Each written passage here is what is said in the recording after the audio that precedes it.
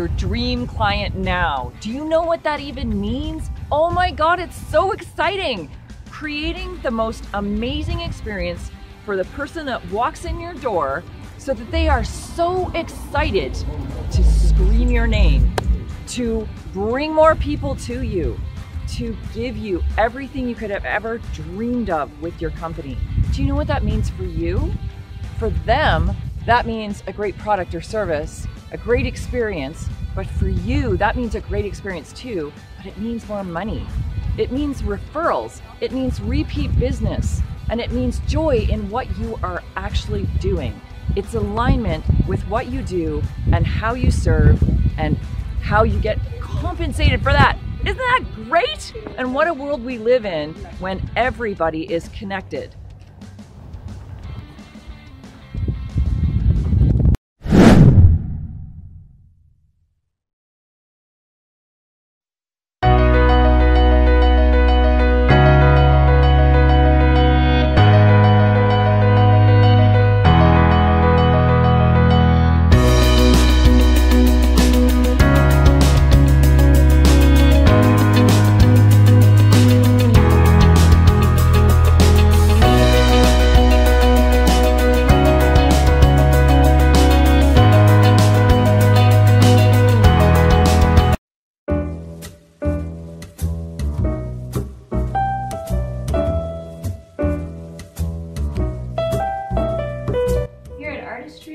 We pride ourselves in the finest craftsmanship and exceptional customer service.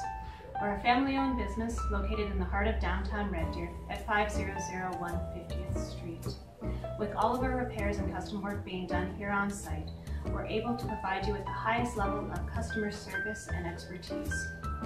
All of our diamonds are hand-selected, whether we're traveling to Antwerp, Belgium, or we're bringing you in a selection to choose from. With 3 generations of jewelry trade experience combined with an elegant, comfortable environment, we strive to make your jewelry shopping experience stress-free with good old-fashioned customer service. You can find us at artistryandgold.ca or give us a call at 403-343-6544. We look forward to seeing you soon at Artistry and Gold. Hello, dream clients. Welcome back to Dream Client Now. We are super excited to bring to you another week with Ian. Love this. And today we're going to be talking about where is your client? We're going to kind of wrap up some of the stuff we talked about last week about products and services and how to align those with your dream clients. And we're going to talk today about where is your client? So without further ado, Ian, it's such a pleasure to see you. How is everybody doing, Brandi? Good. Really appreciating the fact that I hope we have one more good day this week. I want to get out for another hike. That's great. Hey, yeah. Good Canadian weather. It doesn't matter. Hey. It's funny because I literally just took up hiking this year. I guess last summer. Mm-hmm. I'd never really hiked, and my first hike was a crazy one. It was like 1,200 elevation. I think it was like 900 meters of elevation within 1 kilometer. Like it was so awesome. Crazy. Yeah. My very first hike, and I was like, "Oh my God!" I don't think that's hiking. It was crazy. But best thing about that is when you do something like that, it pushes you so far outside your comfort zone. The next thing you know, you're like, everything's compared to that. So now it's like, oh, that's easy, right? So when my girlfriend asked me, do you want to go on this winter hike? I'm like, sure, why not? I've never winter hiked. And it was so fun. We actually we went up a creek and waterfall. So it's all frozen and you got your crampons. So those are like the spiky things on your shoes that you put on your shoes. And then we just sat beside this frozen waterfall, had some soup, and went for a really nice hike. Like it was fantastic. So I'm hoping I can go for one more before it gets really crummy. The colder it is, the more better the story. Oh, it was 40 below and we climbed up a waterfall. Hey, that sounds great, and it was like -5 and no, it's got to be cold. The sun was shining. Actually, I will take a sunny, shiny day. I will take that. But you know, it's funny because you actually, like, when you're climbing up anything, you're building up, like you're getting hot. So it's surprising how much that -10 or whatever doesn't really phase you so much, because you're literally like starting to unzip and strip off layers because you're too hot. You know, where you start off freezing at the beginning of the hike and you're kind of hoofing it because you want to warm up. And then you're just like, just dying. Yeah. It's like that with everything though. Right? But that's exactly right. It's exactly it's like right. That with everything. It's so like that with your business, you know, you feel like, oh my God, oh, this is so hard, or this is such a like crazy idea. Why did I agree to this? This is my girlfriend. Every time we go on these hikes, it's so funny. She's like, for the first half hour, 40 minutes, all that goes through her mind is, why did I say yes to this? Why did I decide to do this? Why am I doing this again? This hurts. I don't like it. Ugh, why did I do this? And then when we first started Meikas, that was the conversation we had all the time. Yep. What the heck were we thinking? What was I thinking? Yep. And then the next thing happens, because you just passed just that point you need to get past, right? It's all this stupid shit going on in your head. Yep. And then it's clear sailing. Then you're like, okay, I got the energy. I'm going to do this. This is awesome. It feels okay. And then the next thing you know, you hit the summit, right? Like my very first hike, I hit that summit.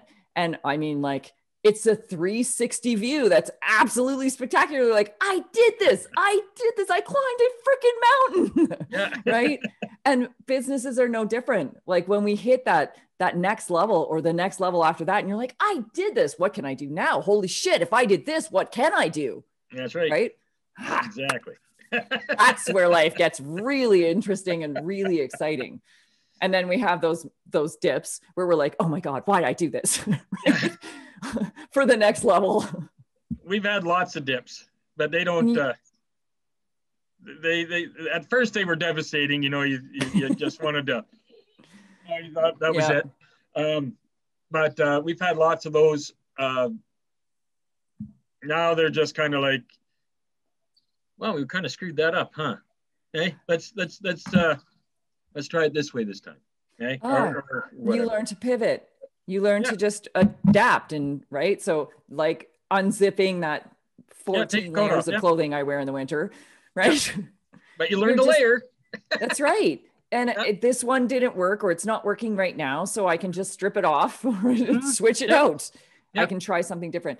But it's funny because I'm just thinking now about where you're at and how you're expanding in a time when we normally wouldn't be thinking about expansion. And some businesses right now in the midst of COVID are having phenomenal years, like a phenomenal year and phenomenal growth. And then some are just being completely devastated. Yeah. Completely devastated, which is very sad. Absolutely. But the biggest part of like what makes or breaks us as any business owner is, one, how can we product pairing is really ideal. And like I said, when you really get it right, your customer's like, thank God I don't have to go to all these different places to get this. I get it all here. Yep. I get everything I need right here. It feels great. I don't have to go somewhere else. And that's the goal. And I've got knowledgeable people that I get to talk to if I have questions. Yeah. Mm-hmm. Yeah. And it's working good, because if you don't want to talk to me, you can talk to Janine. Hey. That's awesome. It works really well. The day is going to come when there's going to be mini Janines and mini yous all throughout your industry, your business. Well, it has to work, because it does work well. Okay. Or so far. Till she kills me. I love that. In my sleep. You won't. Put a pillow over my face. I love it. Okay, so this week we were talking about where is your client? And I asked, where are your marketing efforts being effective and what hasn't worked? So I'll tell you what hasn't worked for us first. We'll start there. Okay. Because I've done a lot of stuff that didn't work. Trial and error is awesome and pricey. Well, and you know, having a snowball fight in the dark, really good move. You know, it's so we did at one point, because radio just made sense to us. I don't know why, but it did. You know, I guess I spent a lot of time in a truck before, so maybe listening to the radio. But so we did a radio ad. Of course, we had no money either, which was another interesting kind of take on things. So we found a radio station that was willing to run an ad for us on one of their special promo things. And it was like a 30-second blurb, Meikas birdhouse, anything you want for birds, da da da da da. And it was a little blurb that they'd run, once in a while during this campaign that they were doing, and it cost us, I don't know. To me, it was still a lot of money. It was like, maybe $1,500 or something like that, which isn't really a lot when you think about radio, but that's okay. But at the time, it was. Yeah, the reason why it was so cheap because it was like 3 o'clock in the morning when nobody, the birds aren't awake at 3 o'clock in the morning. Neither was I. So I heard the ad, when they played it on their website or something. And it was a radio station that most bird watchers don't listen to. So it was just all wrong. But we did it anyhow. So it was that was our biggest failure when it comes to marketing, I think. Okay, so can I interject here? Sure. This is kind of funny because this is how we often look at price as being, well, I can afford this, so I'm going to put money here, but it's not what we need. But we're not looking at value, we're looking at price. Exactly. So this is the big difference between finding value in something and paying for it because it's worth it. Because in the long run, it saves you money. It actually costs you so much less because you're actually hitting the mark, or you're gaining the knowledge that you need to not make all the mistakes. Right. Yeah. So it was a good experience to learn exactly what you just said. That it really, we didn't save $1,000. We basically lit $1,500 on fire. We got nothing out of it. I can honestly say I've done the same, and I did it in a very, very pricey way with another coach that I hired. Oh, did I learn a valuable lesson? And it was pricey. It was a very, very pricey lesson. Pricey. But you'll never do it again. No, because now I don't seek out. It's not about the money, because that particular coach promised the world and was a lot. Like, I mean, a lot of money. When I say a lot, I mean a lot. Like more than most people's mortgages times 3. Like it was a lot of money. And on a monthly basis, that much money. Like it was a lot. So, but the interesting part was I should have vetted him before I went in. I should have vetted him. There was a few things I should have done because like I said, it was a very pricey lesson to learn. It cost me time and it cost me a lot of money. And sadly, I found some amazing, amazing people out there that are like their ticket isn't cheap, but it's not outrageous and crazy. And their value is immense. Oh, sure. It's immense. Yeah.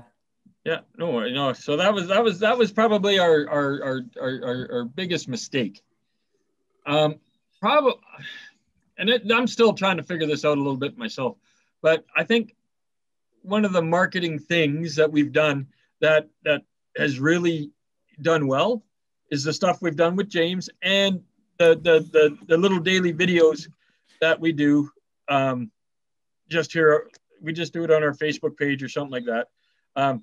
With that, I think it's mostly people that already know us, but it reminds them, hey, maybe we should go pay a visit or whatever. And of course, maybe they might share it with a friend or two or something like that, because generally Janine gets me to say or do something fairly ridiculous, but it's just how it works. Okay. So what have you been resisting doing or taking action on when it comes to your marketing? What have I been resisting? I can tell you 15 things I've been resisting myself. Yeah, like I was going to say, where do you want to start? So I am still really gun shy when it comes to TV, like mainstream TV. And I'll tell you why. when you're not in a COVID type situation, I can call any of the news stations, Global, CTV, CBC, any of those guys. Yep. And arrange to talk to them for, Yeah, a story. Yeah, just for fun, Yep. So I can do that. And so I kind of avoid that stuff. I don't want to get into the situation where I am constantly giving our services away. That bothers me a lot. It's something that we've done, where we say, okay, well, we're going to give you 20% off, whatever, Yeah. But honestly, I don't think we're outrageously priced anyhow. So I don't think that serves anybody. Agreed. Really, when you look at it, I should, if you want to whittle me $5 out of a bag of sunflower seeds, like whatever, but but honestly, I don't think I should be, if I have to bribe you to come in, I don't think we have the right relationship.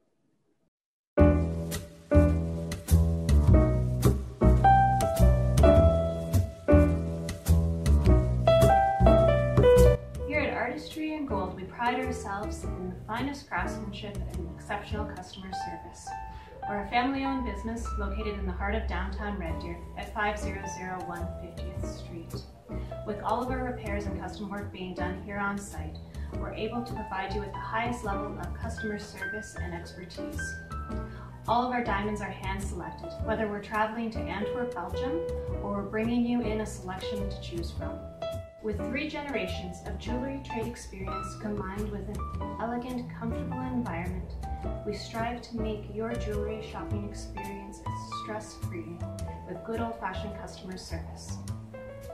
You can find us at artistryandgold.ca or give us a call at 403-343-6544. We look forward to seeing you soon at Artistry and Gold. When you walk through our door. You're missing that. You're totally, that cheapens the value of that. You won't get that. You wouldn't understand it. And I appreciate that. But telling people what you'll get when you walk into the door, circumventing that. So what brings you in today? What have you been in the store before? And blah blah blah. So no, it's not a spiel. It's just an opening, right? But diminishing the value of that in the environment that it's placed completely. How does that diminish the value? Because it becomes about them. I'm not going to negotiate it because I don't believe you. You don't have to. Yeah, but that's the reality of what that the business part is. The brand is the brand. The brand is what we sell, and the brand is positioning. The brand is like, oh, I have 10 fingers and I have 2 rings on each finger. That ain't my marketing. That isn't the person that I want showing up in my front door. That isn't branding. Right? That is not, but that person who walks in or sees me somewhere, hey, you're the jeweler. I love jewelry. Look at all these rings I have. I bought this one at this store. I bought that one at that store. I bought that one there. I'm like, that's not branding. You're not my customer. You're my nightmare, right? But so I hear you saying that's not branding. That's not branding. I have a really, really intimate relationship with Brandi. I understand. Hey, isn't that right? The branding and branding.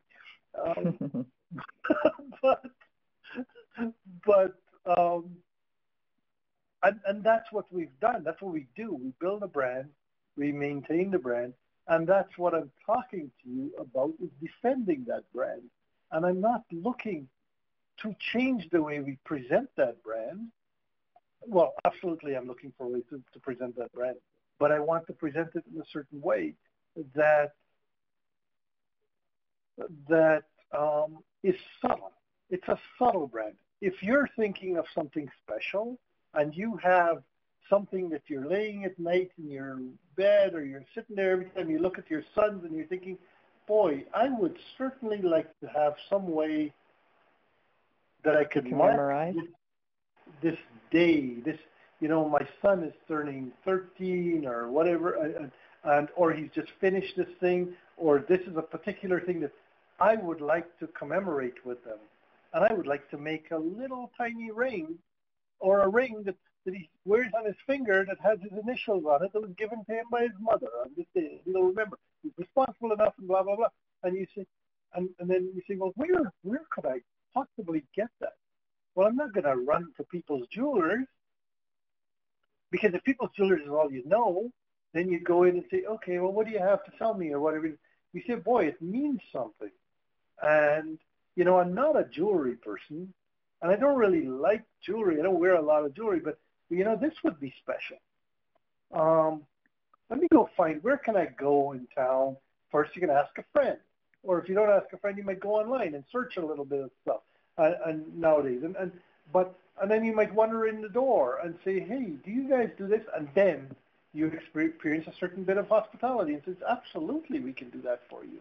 And you're in a position, and I'm getting a little bit further into that than I'd like to, but I'm telling you. But now you're in a position where you're slightly intimidated.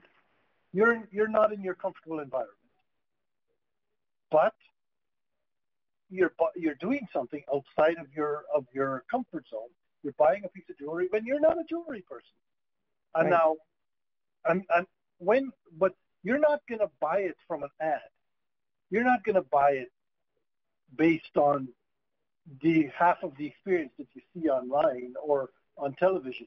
You're going to buy it based on, I walked in there and I was scared and I was intimidated and I didn't know if I was dressed well enough to go into that store, or blah, blah, blah.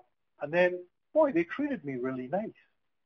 And I really appreciated how I was shown whatever it was. And then I was afraid that I didn't have a big budget. And then they told me it was okay to not have a big budget. And they showed me whatever they did. And they didn't make me feel bad. But I didn't feel like I was in some jewelry store where somebody is just pounding away at me, buy this, buy this, buy this. Or trying to...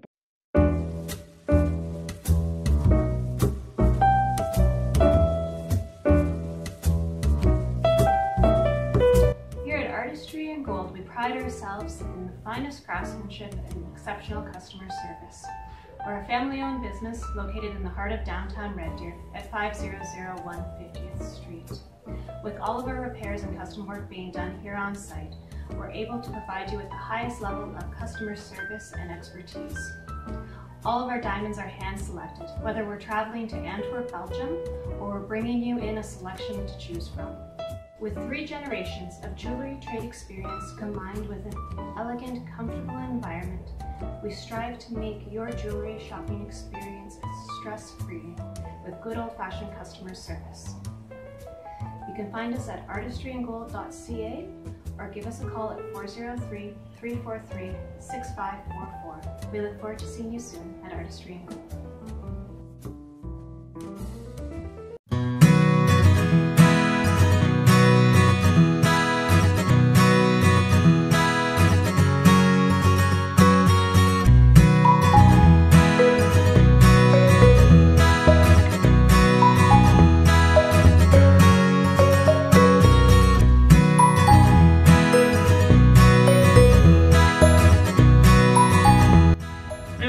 Meikas Birdhouse in Sherwood Park. It's 9718 Orange Road. You can also get a hold of us at 780-416-4435 or on our website, www.meikasbirdhouse.com. Hi, I'm Janine and this is Ian, and we're the owners of Meikas Birdhouse.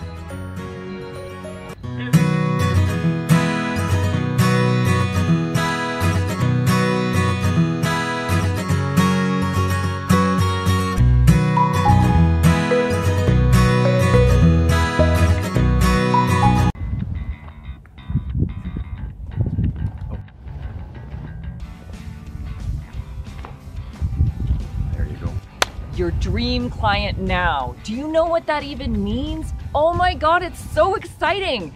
Creating the most amazing experience for the person that walks in your door so that they are so excited to scream your name, to bring more people to you, to give you everything you could have ever dreamed of with your company. Do you know what that means for you? For them, that means a great product or service, a great experience, but for you, that means a great experience too, but it means more money. It means referrals, it means repeat business, and it means joy in what you are actually doing. It's alignment with what you do and how you serve and how you get compensated for that. Isn't that great? And what a world we live in when everybody is connected.